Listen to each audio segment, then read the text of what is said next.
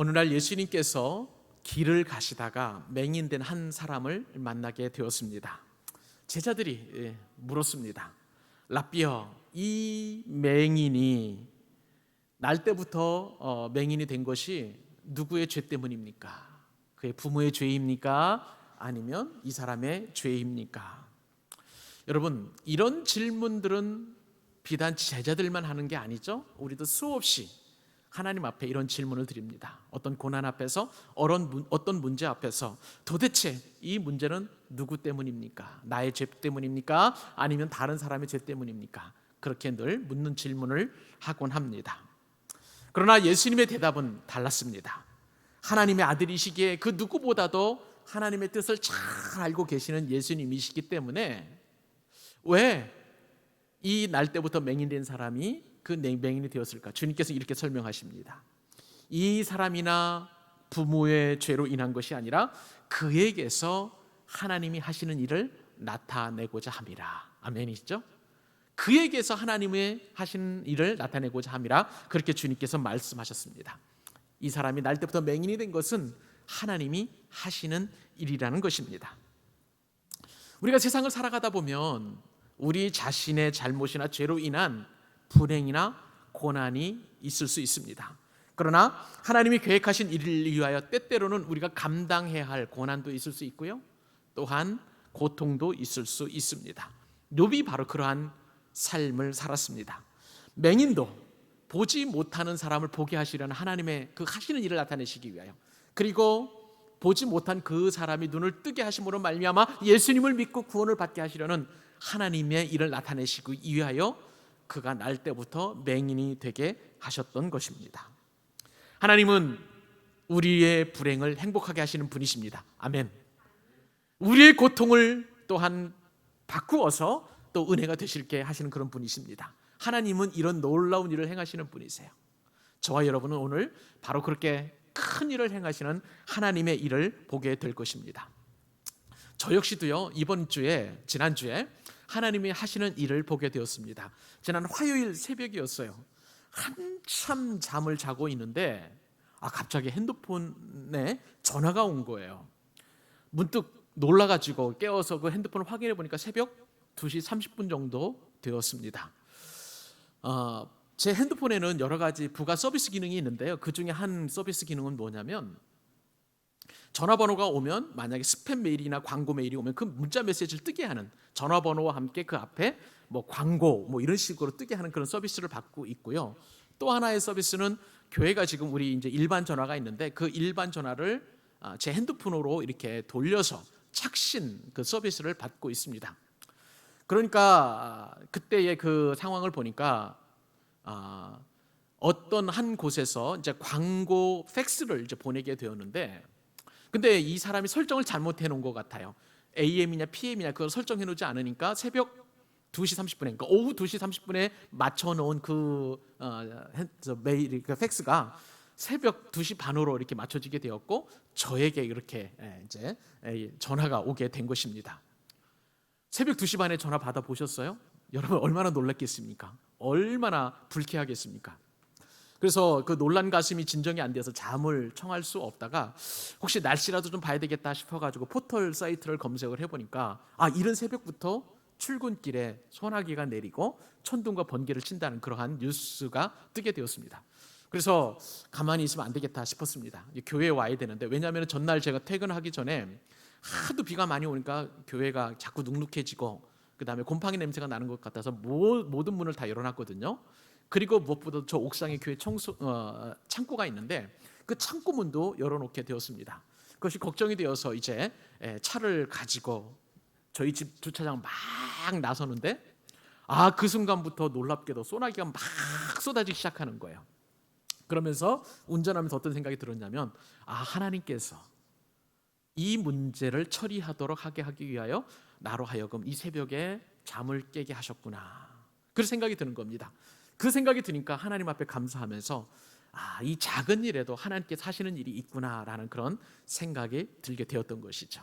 이런 생각이 드니까 감사와 찬송이 저절로 나오게 되었고, 그리고 그날 새벽에 교회 모든 창문과 그리고 창고의 문을 닫음으로 인해서 비 피해를 입지 않는 그러한 은혜를 경험하게 되었던 것이죠.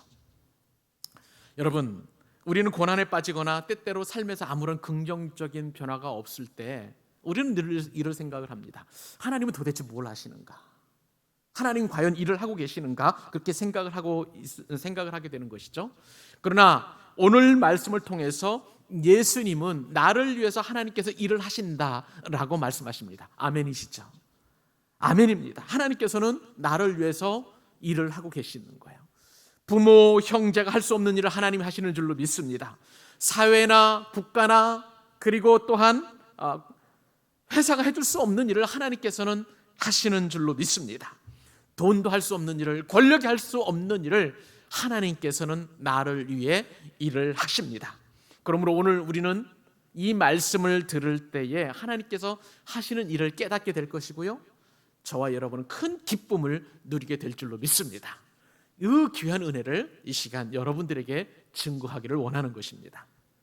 자, 그러면 하나님께서 나를 위하여, 우리를 위해 하시는 일이 무엇일까? 오늘 본문 가운데 크게 네 가지를 생각을 해보게 되는데요, 그 가운데 첫 번째는 하나님께서 나를 위하여 구원을 이루신다는 사실입니다. 하나님께서 나를 위해 하시는 일이 무엇이라고요? 구원입니다. 구원. 여러분, 지난주에 상관 말씀을 다시 한번 우리 반추해 보십시다. 재물도 많은 청년이 있었습니다. 그 사람은 또한 사내들인 공유의 의원으로서 관원이었습니다. 무엇보다도 율법을 잘 지키고 계명에 순종한 사람이었고, 예수님 앞에 비슷한 동년배임에도 불구하고 무릎을 꿇고 주님 앞에 나와 어떻게 하면 영생을 얻을 수 있겠습니까? 영적인 일에도 그렇게 관심을 가지고 있었던 그런 사람이었습니다. 부자는 자신이 영생을 위한 모든 준비를 다 갖추어 놓고, 그리고 어떻게 해야 영생을 얻을까? 예수님께 나와 그것을 물었던 것이죠. 그런데 예수님께서는 그에게 가지고 있는 모든 재물을 팔아 가난한 사람들에게 나눠주라, 그렇게 말씀을 하셨습니다마는, 그러나 부자는 가진 재물이 많음으로 말미암아 근심하며 주님 곁을 떠나갔다고, 그렇게 우리 본문 가운데서 지난주에 은혜를 받았습니다. 자, 그런데 이렇게 부자 청년이 떠나가자 주님께서는 오늘 말씀을 통해서 부자가 얼마나 천국에 들어가기 어려운지를 말씀하고 계십니다. 저와 여러분이 한번 우리 오늘 본문 23절 24절 같이 한번 읽어보도록 하십시다. 같이 읽겠습니다. 예수께서 제자들에게 이르시되 내가 진실로 너희에게 이르노니 부자는 천국에 들어가기가 어려우니라. 다시 너희에게 말하노니 낙타가 바늘귀로 들어가는 것이 부자가 하나님의 나라에 들어가는 것보다 쉬우니라 하시니. 아멘. 예수님은 부자가 천국에 들어가기가 어렵다고 말씀하십니다. 근데 그 부자가 천국에 들어가는 것이 얼마나 어려운지, 낙타가 바늘귀, 여러분 바늘귀 아세요? 바늘 보면은 맨 뒤에 구멍이 작게 뚫려져 있잖아요. 실이 통과할 수 있는 그 귀, 그 바늘귀를 통과하는 것보다 더 어렵다고 주님께서 말씀하고 계시는 것입니다. 부자의 구원과 관련해서 왜 난데없이 낙타가 등장을 하고 바늘귀가 등장할까요? 성경 주석가인 윌리엄 바클레이 목사님이 바로 이 말씀을 이렇게 풀이해 주십니다. 여러분, 낙타는요, 그때 당시의 동물 중에서 가장 큰 동물이었습니다. 이러한 세계관 속에서 주님께서는 이제 낙타를 예로 드시는데, 예루살렘 성에는 그때 당시에 밤에 출입하는 문이 있는데 그 문은 좀 작았다고 그래요.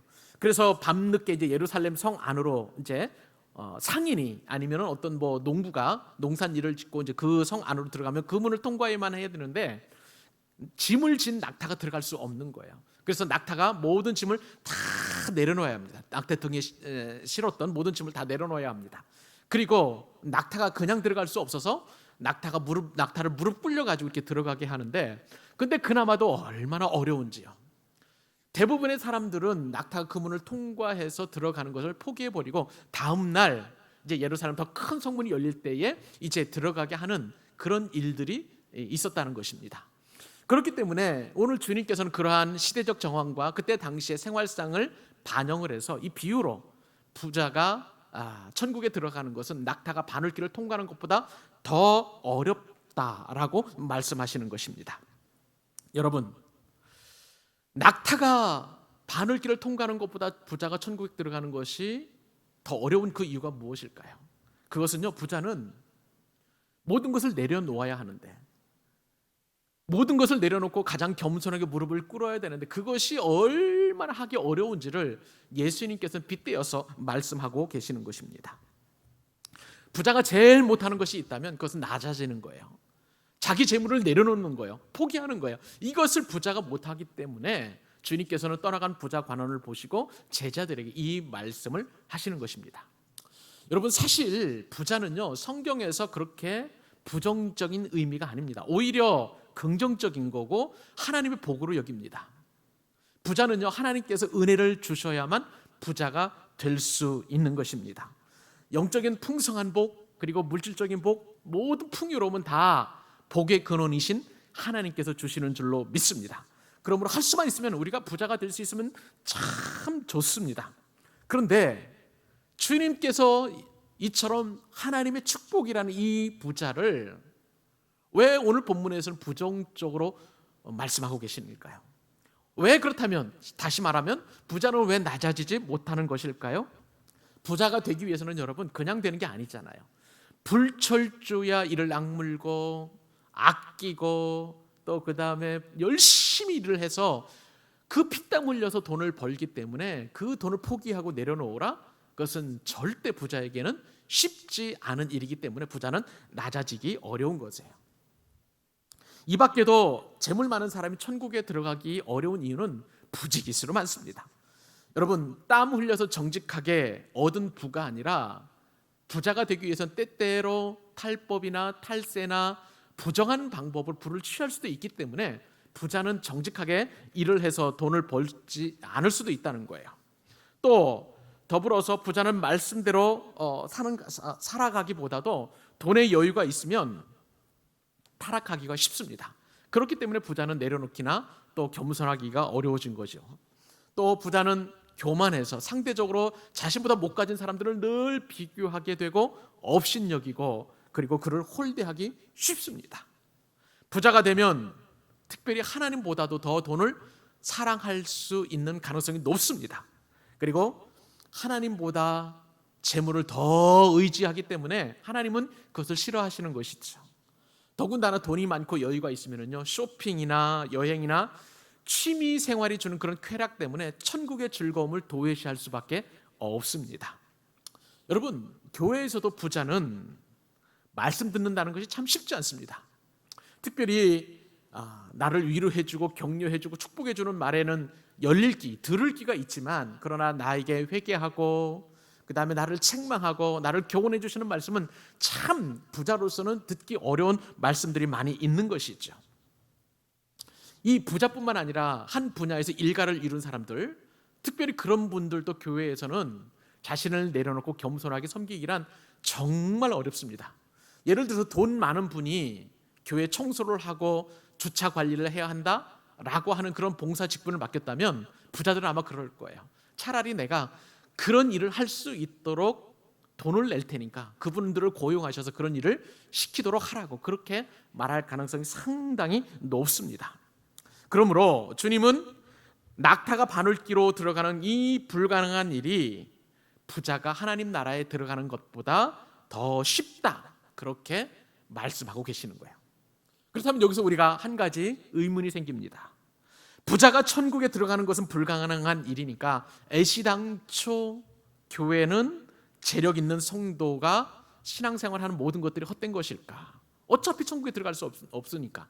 그러한 의문이 생길 수 있는 거예요. 여러분, 부자가 천국에 들어갈 수 없다는 것은 부자이기 때문에 천국에 들어갈 수 없다는 말, 우리는 그것을 깊이 이해해야 하는 것입니다. 예수님의 말씀의 핵심은 구원은 인간의 노력으로 얻을 수 있는 것이 아니라는 말씀을 바로 이러한 비유를 통해서 말씀하고 계시는 거예요. 하나님의 은혜로 말미암아 주어지는 선물이 바로 구원이지, 인간이 그 어떤 노력으로도 어떠한 장치로도 구원을 스스로 이뤄갈 수 없음을 주님께서는 강조하시기 위하여 이 비유를 말씀하고 계시는 거예요. 여러분, 우리 다시 한번 확인하십시다. 구원은 하나님이 주시는 은혜의 선물인 줄 믿습니다. 부자라고 해서 천국에 못 간 사람들이 아니에요. 아브라함도 부자였습니다. 이삭도 부자였고요, 다윗도 부자였고, 솔로몬은 당대 그 어떤 사람보다도 가장 큰 재물을 소유한 최고의 부자였습니다. 욥 역시도 고대 근동에서 가장 큰 부자였고요, 신약으로 넘어와서도 삭개오 역시도 돈을 많이 가지고 있었던 부자입니다. 이 모든 사람들은 하나님의 은혜로 다 구원을 받아서 천국에 입성한 그런 사람들인 것입니다. 낙타가 바늘길을 통과하는 것보다 어려운 부자가 천국 가는 그 불가능한 일을 하나님이 하신 줄 여러분 믿으시기 바랍니다. 그러므로 구원은 나의 하는 일과 그리고 내가 소유한 부와 그 어떠한 노력과 상관없이 하나님의 전적인 은혜라는 거야. 사랑하는 여러분, 하나님께서 나를 구원하신 그 일을 통해서 우리는 구원받은 줄로 믿습니다. 이것이 하나님께서 하시는 일이에요. 하나님께서 하시는 일이에요. 그 하나님께서 하시는 일, 놀라운 일을 저와 여러분은 경험하고 오늘도 이렇게 그 구원의 은총을 노래하며 살아가고 있는 것입니다. 나를 구원하신 그 하나님의 놀라운 일을 찬양하는 저와 여러분 되실 수 있기를 바랍니다. 하나님이 하시는 일 두 번째는요, 가난하게 하신다는 사실입니다. 하나님께서는 부자를 만드시기도 하셨다고 하셨죠. 이것이 하나님의 일이라고 말씀을 드렸습니다마는 반대로 하나님께서는 부자 대신 가난하게 하시는 것도 하나님의 일이라는 사실입니다. 주님께서 말씀하셨습니다. 부자가 천국에 들어가는 것은 낙타가 바늘길을 통과하는 것보다 어렵다 말씀하셨습니다. 이 말씀을 들은 제자들은요, 아주 깜짝 놀랐어요. 너무나 놀랐습니다. 왜냐하면 구원을 위해서 모든 것을 준비한 이 부자 청년이 천국에 들어갈 수 없다면 도대체 누가 천국에 들어갈 수 있겠느냐는 말인 것입니다. 그래서 제자들이 예수님께 이렇게 질문합니다. 25절, 26절. 제자들의 질문과 예수님의 답변이죠. 같이 읽어보겠습니다. 제자들이 듣고 몹시 놀라 이르되 그렇다면 누가 구원을 얻을 수 있으리이까? 예수께서 그들을 보시며 이르시되 사람으로는 할 수 없으나 하나님으로서는 다 하실 수 있느니라. 아멘. 하나님으로서는 다 하실 수 있느니라. 그래서 오늘 제목이 바로 하나님이 하시는 일이 되는 것입니다. 여러분, 부자가 천국에 들어가는 일이 참 어렵다면, 그렇다면 반대로 가난한 사람은 천국에 들어가기가 쉽다는 말씀일까요? 그렇습니다. 가난한 사람은 천국에 들어가기가 쉽습니다. 부자를 구원하는 그 어려운 일을 하나님이 하셨다면 반대로 가난한 사람을 구원하는 일은 하나님께는 더 쉬운 일이라고 할 수가 있는 것입니다. 성경은 가난에 대해서 굉장히 강조를 많이 합니다. 특별히 두 가지로 성경에서는 가난을 이야기하는데, 하나는 돈이 없는 물질적인 가난을 그렇게 이야기하기도 하고요, 또한 또 다른 하나는 영적인 가난을 또 말씀하고 있기도 합니다. 오늘 예배 나오신 분들에게 이제 실라버스를 만들어 드렸는데, 이 가난이라는 말을 헬라어로 포트코스라는 그런 단어를 씁니다. 이 포트코스라는 그런 단어는 파산을 당한 상태예요. 그리고 남의 도움 없이는 절대 살아갈 수 없는 빈곤한 상태, 이것이 바로 푸트코스 가난이라고 성경은 말씀합니다. 그래서 성경은 대표적으로 예수님께서 말씀하신 가난의 두 가지 종류를 우리가 본문에서 살펴보도록 하겠습니다. 제일 처음 가난은 심령의 가난이에요. 우리가 예전에 산상수훈을 하면서 이 말씀을 우리가 상고해 본 적이 있습니다. 마태복음 5장 3절이죠. 심령이 가난한 자는 복이 있나니 천국이 그들의 것이며, 여기서 가난이라는 말이 바로 푸토코스라는 그런 단어를 씁니다. 또 하나 누가복음 6장 20절 말씀에 따르면 또 다른 가난을 주님께서 말씀하십니다. 같이 한번 읽어볼까요?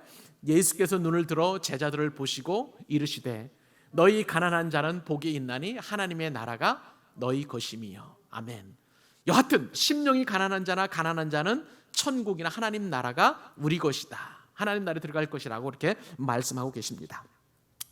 예수님께서 직접 가난을 이렇게 말씀하셨으니, 가난한 자가 천국이 임한다고 말씀하셨으니, 이 가난과 천국, 하나님의 나라는 아주 밀접한 관계가 있다는 사실을 우리가 알게 됩니다. 마태복음 5장 3절의 말씀처럼 심령이 가난하다, 그 사람이 바로 천국이 그들의 것이다 라고 그렇게 말씀하셨는데, 이 심령이 가난하다는 그 말씀은 우리가 하나님 앞에서 마음이 파산당한 그런 상태를 말하는 거예요. 하나님의 도움이 없이는 나는 너무나 핍절하고 빈궁하고 궁핍한 그런 상태를 말씀하고 있는 것입니다. 그러므로 심령이 가난한 자는 자기를 부인하게 되어 있어요. 오직 하나님의 도움만으로 내가 만족하겠다 라는 그런 고백을 할 수밖에 없는 것입니다. 이런 고백을 하면 철저하게 자기 부인을 하죠. 하나님, 내가 가지고 있는 건강 아무것도 아닙니다. 하나님, 내가 가지고 있는 재산 아무것도 아닙니다. 하나님, 제가 가지고 있는 재산, 지식 아무것도 아닙니다. 내가 가지고 있는 젊음도 아무것도 아닙니다. 늘 하나님 앞에 자기 부인을 할 수밖에 없는 것이죠. 그 대신 내가 가지고 있는 것 대신에 오직 하나님의 도움만 내 마음에 채워지기를 원합니다. 이것이야말로 심령이 가난한 사람이라고 할 수가 있는 것입니다. 주님은요, 바로 그 사람들에게 복이 있다 말씀하시고 천국이 그들의 것이다 라고 말씀해 주셨습니다. 여러분, 심령의 가난한 낙타가 바늘길을 통과하는 것처럼 자신을 낮추고 마음을 비우는 그런 일인 줄 여러분 믿으시기 바랍니다. 너무나 귀한 거예요. 너무나 복된 거예요. 그 자들에게, 그분들에게 천국이 임하게 되어 있습니다. 그런데요, 이보다 더 감사한 것이 누가복음 6장 20절 말씀이에요. 누가복음 6장 20절 말씀에는 가난이라는 말씀 앞에 심령이라는 말도 아예 빼버렸어요. 그러니까 이것은 마음의 가난이 아니라 실제적으로 가난한 상태를 말하는 거예요.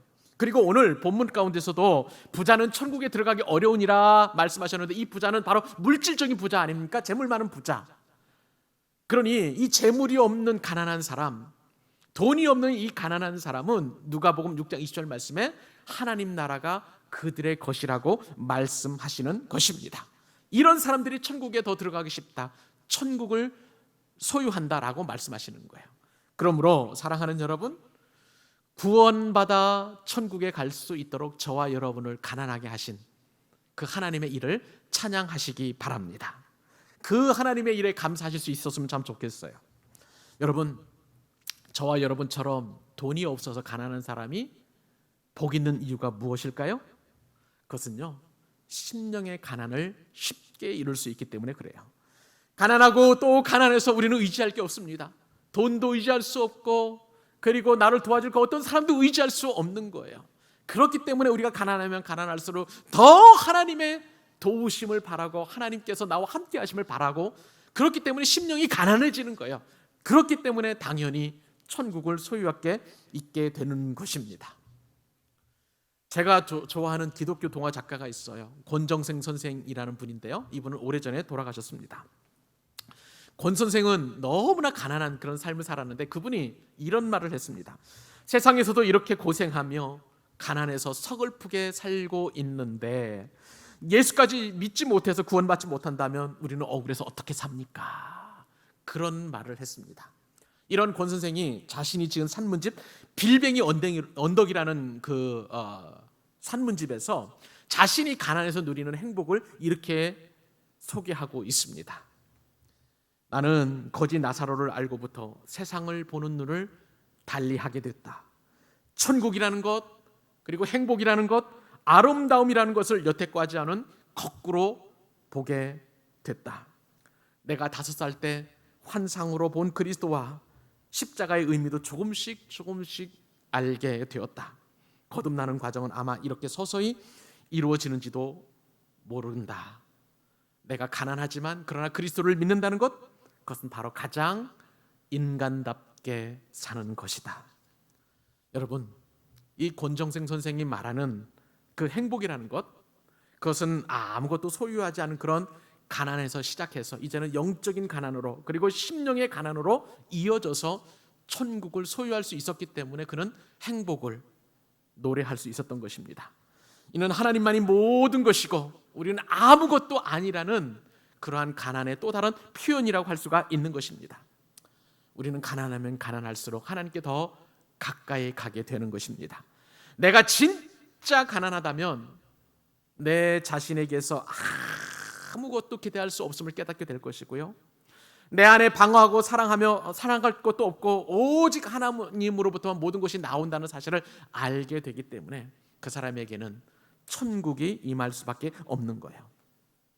사랑하는 여러분, 하나님은 나를 환경을 통해서 가난하게 만드십니다. 그렇게 만드셔서 당신으로만 채워주시는 그 일을 하시는 거예요. 하나님께서는 내가 벗었기 때문에 하나님의 의의 옷을 입혀주시는 그런 일을 하시는 줄로 믿습니다. 또한 하나님께서는 당신이 낮아지셨고 겸손하신 것처럼 내가 낮아졌기 때문에 높여주시는 일을 하시는 것이고요, 내가 혼자 홀로 외롭고 고독하기 때문에 당신께서 나와 연합하셔서 나로 하여금 참된 만족과 위로를 얻게 하시는 것입니다. 이 모든 것들이 나를 가난하게 하시는 하나님이 하시는 일인 줄로 믿습니다. 부자 청년은 모든 것을 가진 채로 영생을 구하려고 했지만 그는 끝내 영생을 구할 수 없었습니다. 그러나 아무것도 가진 게 없는 가난한 사람은 구원을 위해서 할 수 있는 일이 없기 때문에 하나님께서 나를 구원하시는 것입니다. 사람들은요, 반대예요. 불가항력적인 그런 일을 만나게 되면 할 수 없다는 생각을 못하고, 그리고 불굴의 의지로 끝까지 노력해서 해내려고 그렇게 노력합니다. 그러나 우리는 아니에요. 내가 할 수 없는 일이 분명히 있음을 고백합니다. 나는 가난해서 이것도 못하고 저것도 못합니다. 그러나 그 가난을 통해서 하나님께서 나를 채워주시기 때문에 나는 구원을 얻을 수 있고 날마다 천국을 경험하게 될 수 있는 거예요. 그러므로 사랑하는 여러분, 내가 가난하다고, 가진 게 없다고 하나님께 원망하거나 불평하지 마시기 바랍니다. 모든 것을 다 가진 부자 청년은 천국을 가질 수 없지만, 우리는 모든 것이 하나도 없지만 그러나 부자 청년이 소유하지 못한 천국을 우리는 누리고 있는 것입니다. 이 놀라운 일을 행하신 주님을 찬양하는 저와 여러분 되실 수 있기를 우리 주님의 이름으로 축복합니다. 하나님이 하시는 일 세 번째를 살펴볼까요? 그것은요, 놀랍게도 보상입니다. 무엇이라고요? 보상입니다. 여러분, 부자 청년은 그 어떤 것도 버리지 못했지만 예수님을 따르는 제자들은 어떻습니까? 베드로와 제자들은 다 버렸어요. 여러분, 마태복음 4장에서 예수님께서 제자들 불렀을 때 그 장면을 한번 돌아가 볼까요? 그때 예수님께서 바닷가에 그물 굽고 있는 베드로와 야고보와 안드레와 요한을 불렀습니다. 그러자 그들은 배도 버렸고 그물도 버렸고 자신들의 아버지도 버리고 주님을 다 따랐어요. 이렇게 주님을 아무것도 가지지 않은 상태에서 따랐는데, 그런데 부자 청년도 천국을 소유할 수 없는데, 그렇다면 아무것도 가지지 않은 그런 사람들에게 과연 주님께서 무엇을 주시냐, 그것이 궁금했던 거예요. 그래서 베드로가 제자들을 대표해서 그것을 묻습니다.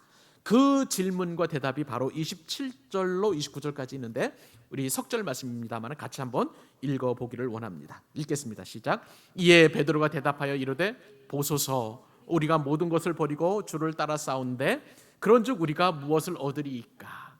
예수께서 이르시되 내가 진실로 너희에게 이르노니 세상이 새롭게 되어 인자가 자기 영광의 보좌에 앉을 때에 나를 따르는 너희도 12 보좌에 앉아 이스라엘 12지파를 심판하리라.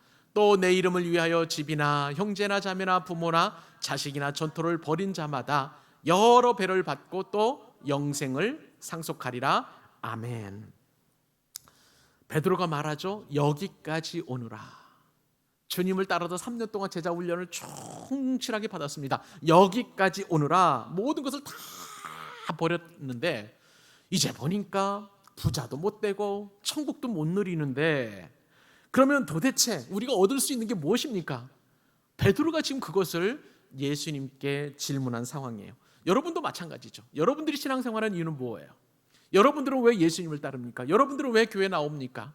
이렇게 부자도 안 되고 건강도 잃어버리고 예수님 믿는다고 주변 사람들로부터 그렇게 손가락질 당하고 이런 일을 당하는 그런 일이 있을 때 왜 교회 나올 수 있겠습니까? 주님께 그러면 이렇게 된 상황에서 나에게 무엇을 보상해 주시겠습니까? 이런 질문이 나오지 않겠습니까? 이런 상황 속에서 주님께서는 오늘 말씀을 통해서 보상을 허락해 주시는데요, 그 보상은 얼마나 놀라운지 이런 말할 수 없는 것입니다. 특별히 이 질문, 베드로가 이러한 그 질문을 통해서 우리가 신앙생활하면서 예수님께 보상을 바라는 그것은 그렇게 나쁜 것이 아니다라는 사실을 알게 됩니다. 저는 이 말씀이 참 위로가 되었어요. 예수님을 따를 때 우리가 얻을 수 있는 것 별로 없잖아요. 남들처럼 떵떵거리게 좋은 집에 살 수도 없는 것이고 좋은 차도 못 타고, 그리고 늘 우리가 뭐 교회 봉사하고 하면서 이렇게 사람들로부터 인정도 받지 못하고 하는 그런 것을 보면서 과연 우리가 무엇을 얻을 수 있는 것인가? 그것을 질문하는 것 자체가 그렇게 나쁘지 않다는 것을 알게 되었습니다. 이것은 세속적인 것이다 할 수도 없겠고 속물이다 할 수도 없는 것이고 죄책감을 가질 필요도 없다는 것을 알게 됩니다. 만약에 이 보상을 바라는 것이 부끄러운 일이라면 예수님께서 오늘 말씀을 아마 우리에게 주시지 않았을 거예요. 이 보상에 대한 말씀을 하지 않으셨을 것이라고 생각이 됩니다. 그런데 여러분, 오늘 본문에 보니까 이렇게 가난하게 모든 것을 내려놓고 주님을 따를 때 주님 크게 두 가지 보상을 하시는데, 첫 번째는 심판할 권세입니다. 할렐루야. 심판할 권세. 주님은 세상이 새롭게 되어서 예수님께서 영광스러운 보좌에 앉게 되시면 12제자가 그 보좌에 앉아 예수님처럼 이스라엘의 12지파를 심판하리라. 그런 권세를 우리에게 주신다고 말씀하십니다. 세상이 새롭게 된다는 것은 사실은 구약시대에 다니엘이 보았던 환상 가운데 주님이 주셨던, 하나님이 주셨던 예언의 말씀입니다. 그 말씀이 다니엘서 7장 13절로 14절인데 영광스럽게 세상이 어떻게 변화될 것인 것을 다니엘은 환상을 통해서 보게 되었어요. 자, 내가 또 밤 환상 중에 보니 인자 같은 이는 예수님이세요. 하늘 구름을 타고 와서 옛적부터 항상 계신 이에게 나아가 그 앞으로 인도되매 그에게, 예수님이시죠? 재림하실 예수님, 권세와 영광과 나라를 주고 모든 백성과 나라들과 다른 언어를 말하는 모든 자들이 그를 섬기게 하였으니 그의 권세는 소멸되지 아니하는 영원한 권세요 그의 나라는 멸망하지 아니할 것이라. 아멘. 다시 오실 예수님께서 하나님으로부터 권세를 받게 되는데 그 권세를 모든 나라와 권세와 모든 언어들에게 이렇게 나누어 주시면서 저와 여러분에게도 그러한 권세를 주신다는 사실입니다. 여러분, 세상이 바뀔 때에, 다시 올 그때에, 예수님의 영광의 보좌에 앉으셨을 때에 심판할 권세를 우리가 보상으로 받는다. 그런데 이 엄청난 권세임에도 불구하고 우리는 체감적으로 그렇게 달가워하지 않아요. 왜 그렇습니까? 그것은 장차 세상 끝날에 이루어질 일이에요. 지금 당장 우리가 필요한 것은요, 예수님을 따르면서 내가 너무나 결핍하고 부족하기 때문에 나에게는 돈도 주셔야 되고 나에게는 건강도 주셔야 되고 나에게는 필요한 것을 주님이 주셔야 되는데 장차 먼 훗날 예수님께 다시 오실 그날에 심판할 권세를 주신다 하시니 그것이 아무리 좋은 권세라 할지라도 지금 당장 나와는 무슨 상관이 있느냐? 우리는 그러한 마음을 가질 수 있다는 거예요. 안 그렇습니까 여러분? 저만 그런가요? 우리 모두 다 그렇잖아요. 그런데 여러분, 놀랍게도 그 놀라운 심판의 권세는 지금 이 순간에도 저와 여러분에게 주어진다는 사실인 것입니다. 왜 그럴까요? 세상이 새롭게 되어서 인자가 영광스러운 모습을 보여주신 것은 제자들도 보았던 거예요. 여러분, 우리 예전에 변화산상에서 변화되신 그 예수님 영광스러운 모습을 제자들은 보았잖아요. 그 모습을 본 베드로에게 예수님께서 영광의 모습을 보여주셨습니다. 그리고 저와 여러분에게도 이미 그 영광의 모습으로 주님께서 우리의 마음 가운데 임재하고 계시는 줄로 믿습니다. 주님은 영광스러우신 분이세요. 그렇기 때문에 그 심판의 권세는 장차 우리에게 주어진 권세일 뿐만 아니라 이 땅에서도 우리가 당당히 누릴 권세인 줄로 믿습니다. 여러분, 이 권세를 가지게 되면은 우리가 먹을 것이 없고 저 옥탑방에 거주하면서 어렵게 산다고 할지라도 나는 예수 그리스도로 말미암아 당당히 승리하게 되는 것입니다.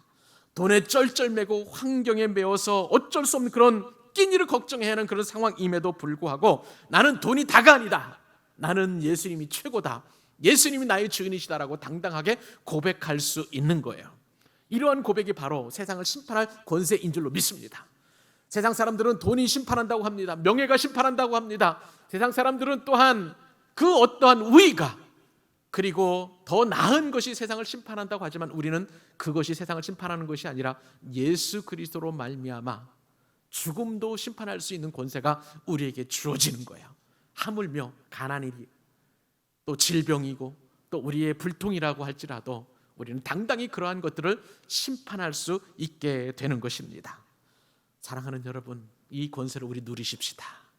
우리의 삶의 현장에서, 우리의 가정에서, 우리의 회사에서, 그리고 우리의 직장에서, 우리의 사업장에서 이 권세를 당당히 누리는 예수님의 보상을 바라고 살아가는 저와 여러분 되실 수 있기를 바랍니다.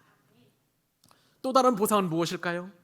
둘째 보상은요, 우리가 당한 손해를 여러 배로 갚아주시고 또한 구원도 상속하게 하신다는 보상인 것입니다. 여러분, 이 보상을 받기 위해서 제자들과 우리는 내려놓고 낮아져야 하는데, 우리가 내려놓고 우리가 낮아져야 하는 그 동기가 있습니다. 그것은 뭐냐면요, 오늘 본문 말씀을 보면 내 이름을 위하여. 여기서 나는 누구입니까? 예수님이에요. 그러니까 예수님의 이름을 위하여 우리는 항상 내려놓고 그리고 낮아지고 겸손해져야만 하는 것입니다. 그러면 그 뒤에 주님께서 보상을 해주시는데 29절 말씀인가요? 네. 29절 말씀을 보니까 내 이름을 위하여 집이나 형제나 자매나 부모나 자식이나 전토를 벌인 자마다 몇 배를 받습니까? 여러 배예요. 여러 배라는 것은 그냥 숫자적인 여러 배가 아닙니다. 이로 말할 수 없는, 내가 받은 손해에 전혀 비교할 수 없을 정도로 풍성하게 받는다는 사실이에요. 여러분, 하나님의 나라의 원리는요, 한 배, 두 배가 아닙니다.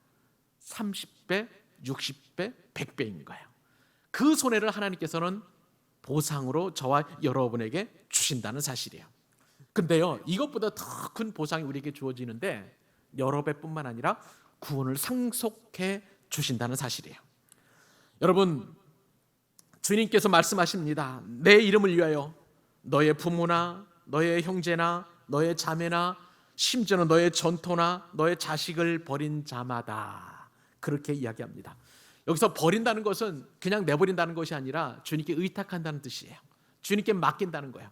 그러니까 예수님의 이름을 위하여 나의 모든 것을 다 주님께 맡겨드리면 놀랍게도 구원을 상속해 주신다는 사실이에요. 여러분, 내가 내 것을 움켜쥔다고 해서 내 재산을 그대로 유지할 수 있습니까?